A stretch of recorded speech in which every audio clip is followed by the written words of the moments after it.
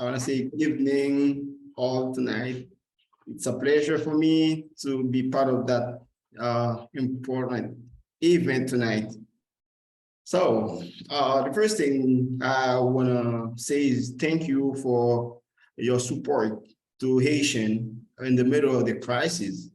Like you can hear about Haiti, Haiti is across one of the more difficult time in its story. Like people are suffering with no government, demonstration every day, no gas, no transportation, no food. You know, all you hear about Haiti, I just can confirm it is true. Haiti now is a collapsed country. But in the middle of the crisis, I can confirm also that the things, the work, the project that Rayjon are doing in the community are really valuable. Like I told last week, we have a collapsed country, but the community are still alive. If I can take some example where I say this, is because I think in the middle of the crisis, we learn a lot.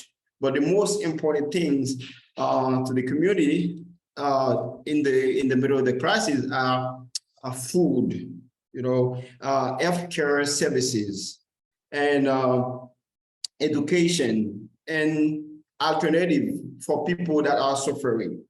And all those kind of things now I can say exist in the community we serve. And it's kind of relief for all the people. And also what we learn is in the middle of the crisis, it's like we cannot count like on like big support. The things that useful to the people are the things that really close to them. I mean, like if we can't travel, you know, to the cities or to Dominican Republic, the thing that really valuable to you is your garden. So you can go to the garden near you. You can harvest a banana. You can have some potato. You know, those kind of things are really important for people now.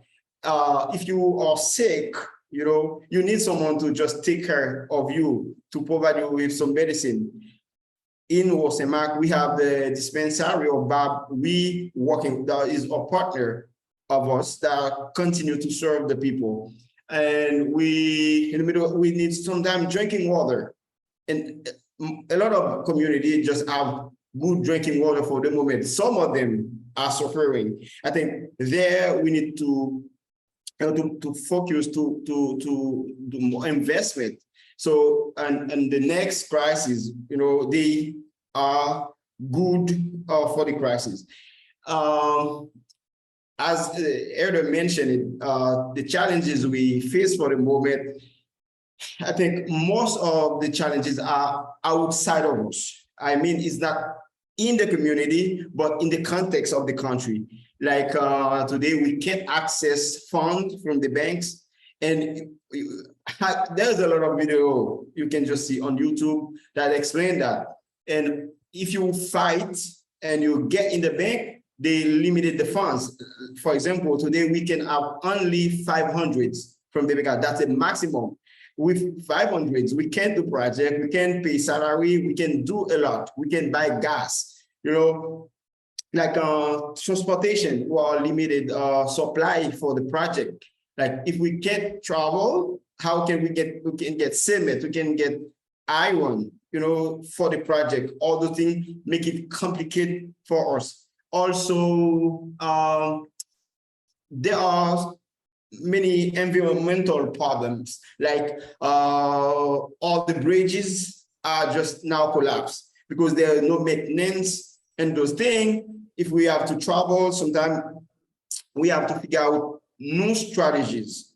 All those things are challenging for the moment. But the good thing is that we understand that, and we develop workshops with all people that are partners, people that we work with, like the Women Federation, the teachers from the School of Pension, the local leaders, all the people, we discuss what is the best strategy for that difficulties and for these difficulties. And all people just put all together the ideas, and we create,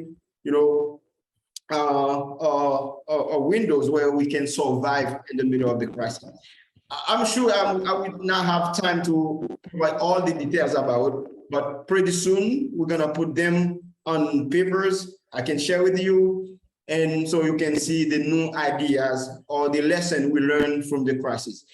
I'm not sure I'm clear enough, but if you have more questions, you can just ask me. I try to provide responses. Renaud, you're doing great, and I'm sure there are going to be a lot of questions. I'm going to pause real briefly. We're going to open up the doors, and the bar will be reopened. If you want to move about the room, grab another snack or a drink, you're able to do that. But let's open the floor now to questions for Renaud. And please, if you have a question virtually, go ahead and pop it in the chat.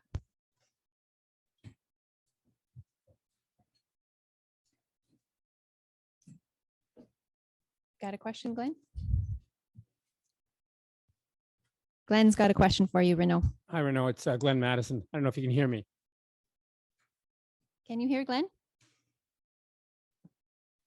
So I've heard there's I can hear you. okay. So I've heard there's cholera in the capital. Has it made its way to St. Mark? Is that an issue for you and the projects? Yes, we heard about cholera, and it seems like it's true, but it is not something that really happened in St. Mark. And as I explained you, there is no transportation from Port-au-Prince to St. Mark or the country, that everyone just stay in their own community. It's got, just to say, it's not concerning us a lot. That we heard about in Port-au-Prince, but not a lot of people are able to come from Port-au-Prince to St. Mark. So, it just talk to the community where it exists for the moment, but it's not really concerning us for the moment.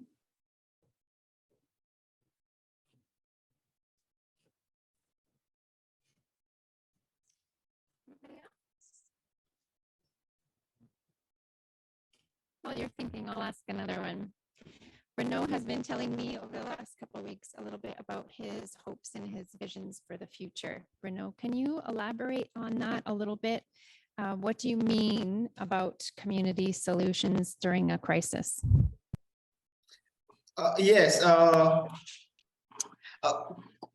community solutions is something we learn day to day.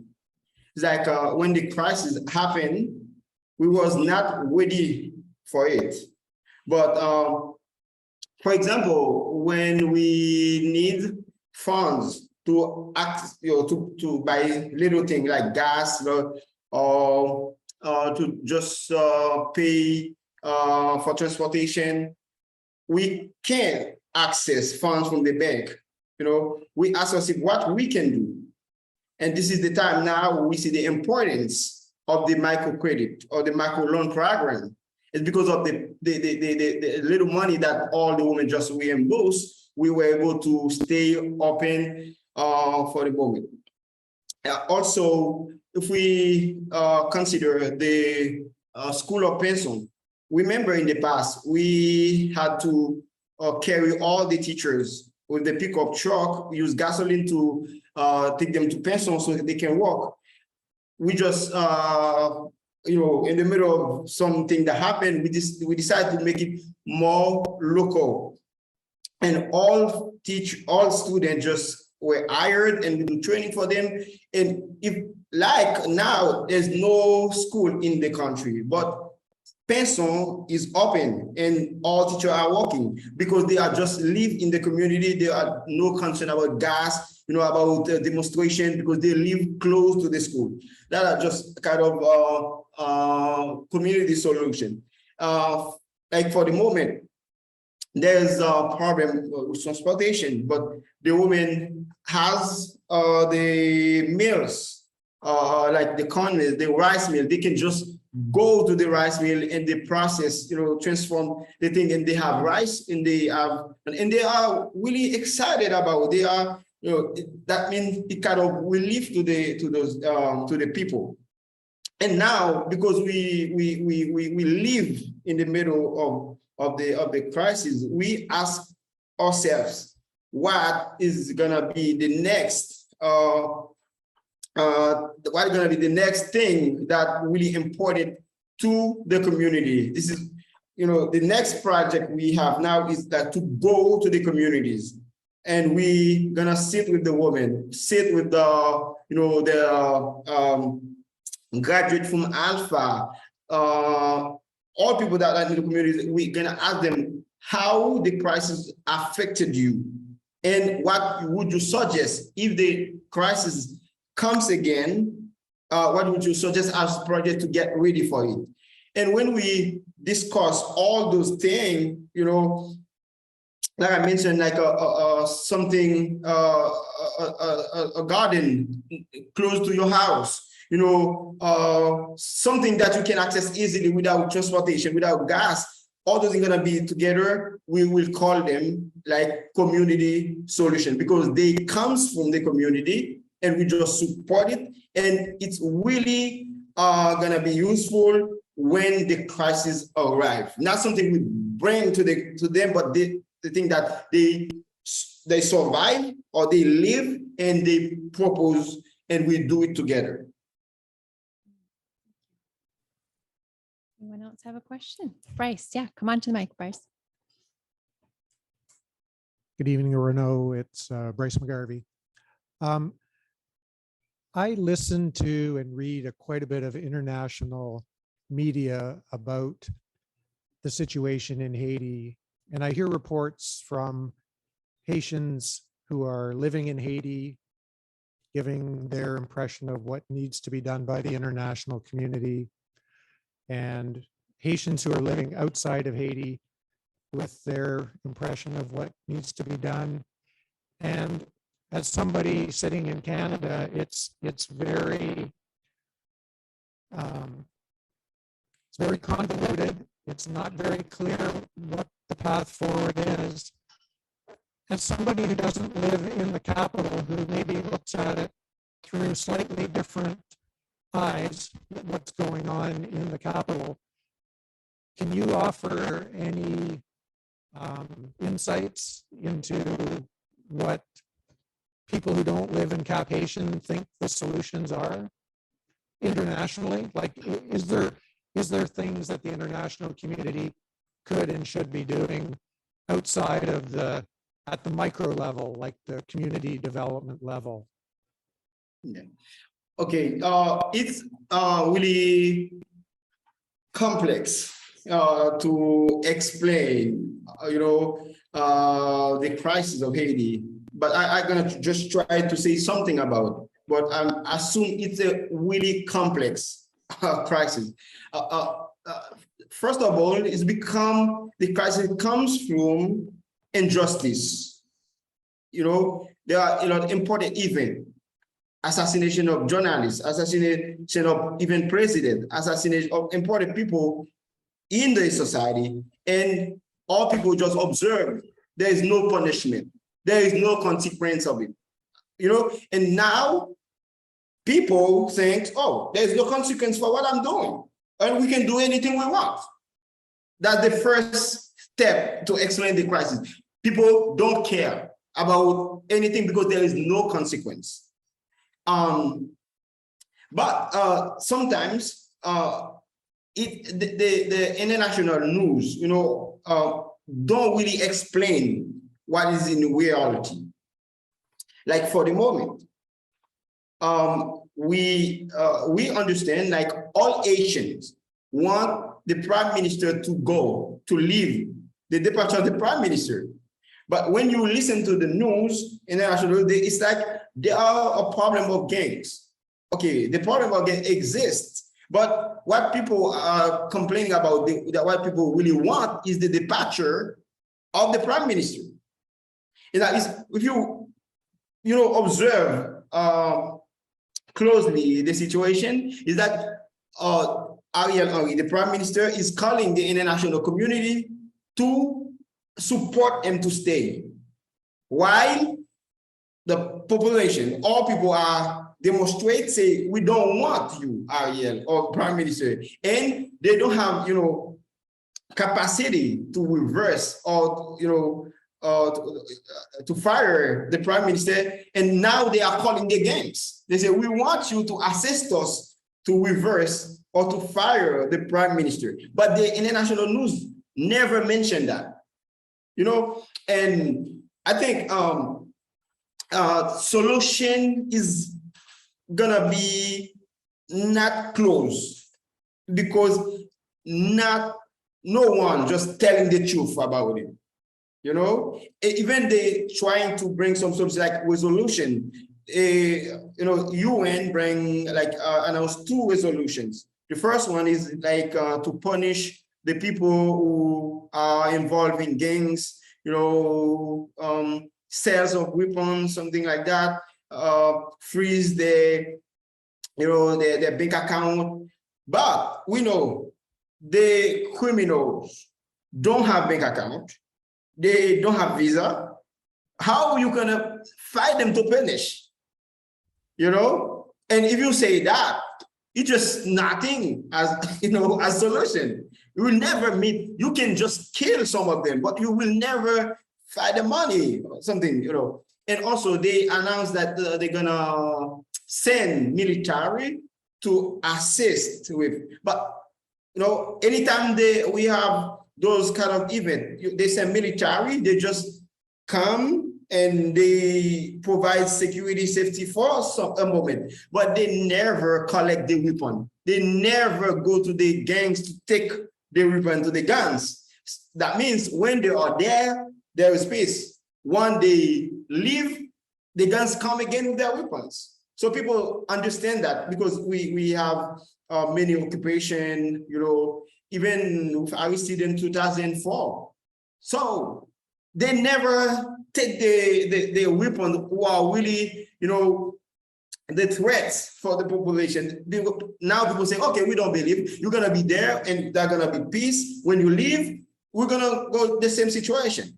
And this is why people are a little bit reluctant to military invasion, that the way they call it, military invasion. And I think what we really need now in the country is that if we can have a campaign of education, like we tell people the truth about life, we kind of educate them, like, I don't know, the situation is not good for none of us. There's no school, no hospital. Like, go to the consciousness.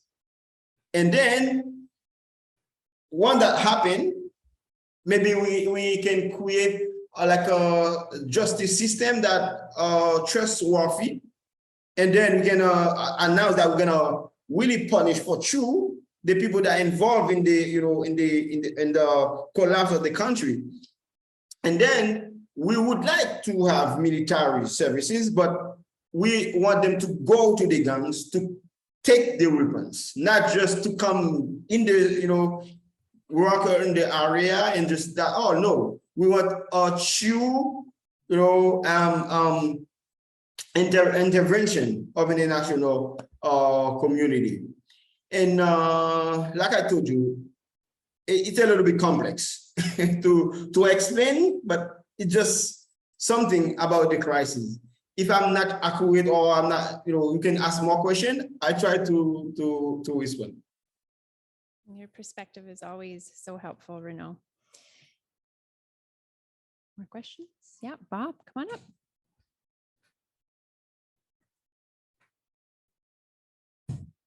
And Pierre, please let me know if there are any online. I'm not seeing anything. Hi, Renaud, it's Bob. My question is about alternative forms of transportation with the absence of gas and being able to operate vehicles. I understand that some of your projects have been put on hold, but you were considering using mules or Yeah. donkeys for transporting materials. Is that something you've started to do? Yes, there are two levels of transportation. Like when you're talking about transportation in the community, that means we can use mules or people to carry supply, like up to Penson or to Osemac or to the villages where we're working. But when it comes to talk about transportation, like to have things from Port-au-Prince to Semac, you know, it's a different perspective. Like gangs are all around the world. And for the moment, they do anything they want. There's no police, you know. And last week, we heard about the first kidnapping on the sea. You know, when people can't cross around the lake, they try to take a boat and cross by the sea. And last week, they kidnapped a boat that I think carry about 8 people and 100 bags of rice. And all those people are just in the hand of the gangs, you know. And if you take you cross the area where the gangs occupy, all, you know, we're gonna face to all problems. Like they can have sex with neither women or men. They're gonna steal anything you bring. They can kidnap you. They can kill you. They do anything they want. And there is no way to like complain about what happened to you. Even there's no police. Even the barracks of police, they can take all of them. And now gangs sit in all those things. It's just to say it's a really complex thing. Like if we would be able to go to Port-au-Prince to come to Semac, we would just use, you know, mules or people to carry supply. But when it comes to talk about Port-au-Prince to Semac, it's completely impossible for the moment. Renaud, I want to ask a follow-up to Bryce's question about the international community. Can you share the problem about the mangoes you told me about this morning? Just this is, I think, an awareness piece for us. Yes, this announcement was just last week because you know, the situation of the country, like US, so they can't send inspector, that supervisor, you know, that inspect mangoes or the trees, something like, because, you know, it's completely impossible for them to travel. And as initiative, they announced in 2023, they will not be able to buy mangoes from Haiti. And that business involved about 12,000 families, you know, and many enterprise that just involved in treatment of the mangoes. And one like a factory or something that where they treat the mangoes is about $500,000 US. So with no transportation, with no exportation to US, that means all those things are just there without nothing to do. And also when people can't make money from the mangoes, we know they're gonna cut down all the trees to make charcoal, while more, you know, profitable to them. It's kind of this announcement is kind of disaster for Haiti. Even, you know, the crisis, hurricane, you know, earthquake. If they really cancel exportation of mango to US, it's gonna be a really drama, you know, really bad, you know, for Haiti. And I hope, I don't know what will happen because we don't have any leader to discuss that. But I really hope they can, you know, cancel that decision. But if they continue in that direction, it's gonna be even worse for the country. Sure, yeah. I'm going to keep asking a couple more questions, but please, if you have more, come up to the mic. Anybody? I'm still not online. Renaud, maybe somewhat in contrast to that, what is the Women's Federation doing now? What are the next steps with the Breadfruit project?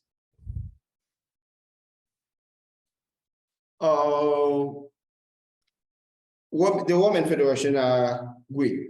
They are all possible supply on the land, on the site now. They are just waiting for money to pay the builders. And we had a meeting today with Elida. We discussed about it. Even you have to fight. There is no other option that we prepare 3 or 4 checks for the women, and all of them gonna go to the bank, and they're gonna wake up early in the morning, maybe 4:30 or 5 in the morning, go straight to the doors, and at the beginning of the fight, if they push them, we're gonna push them inside, so they have a chance. Also, we're gonna assist with withdrawals, like we're gonna prepare a lot of checks, like Luzonel, name, Tobo, Lukne, myself, Nazer. We all gonna go to the bank. Like, just if we, like 10 of us go to the bank, maybe we'll have 5,000.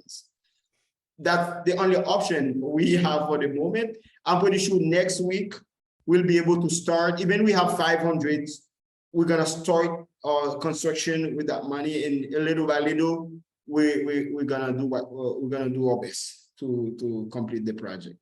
Thank you, Renaud.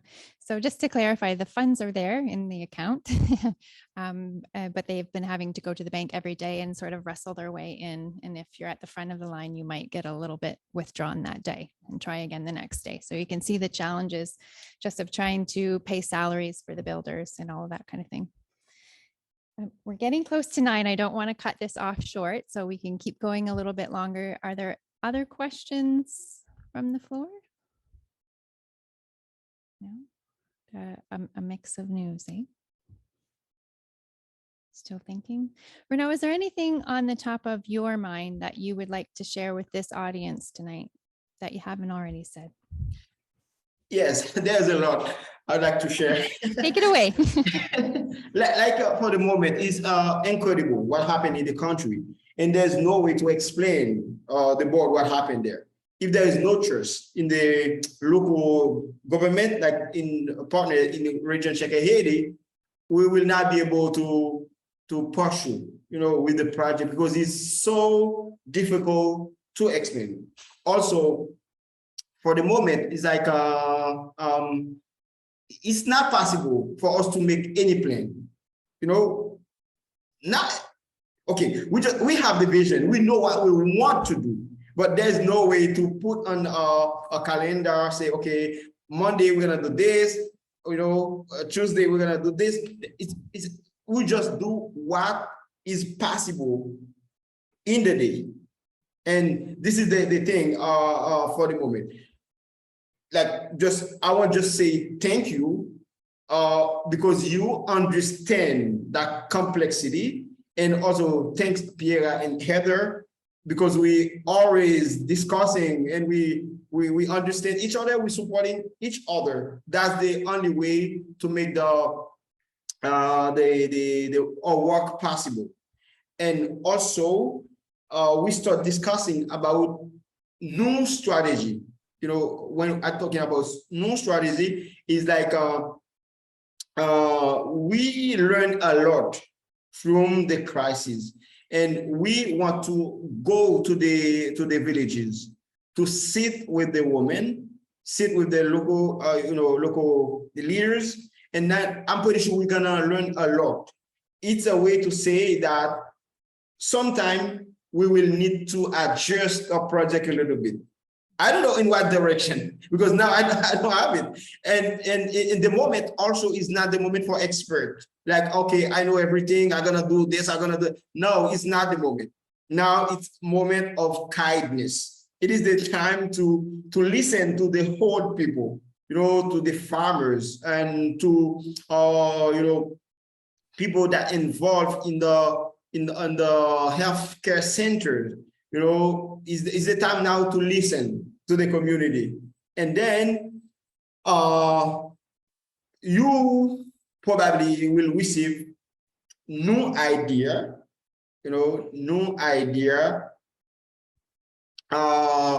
new project, and maybe they're gonna take some energy to understand, ask questions if you're not understanding, and support sometime, believe in our leadership or the leadership of the local guy. that's what it is for the moment. It just what it is, a collapsed country with a lot of problems, with no government, but we still have to survive, to do our best to serve the community. That's all I have to say. Thank you, Renaud. Peterson, our board member joining from Brazil, says in the chat, it's like a bottom-up strategy, that community-driven leadership.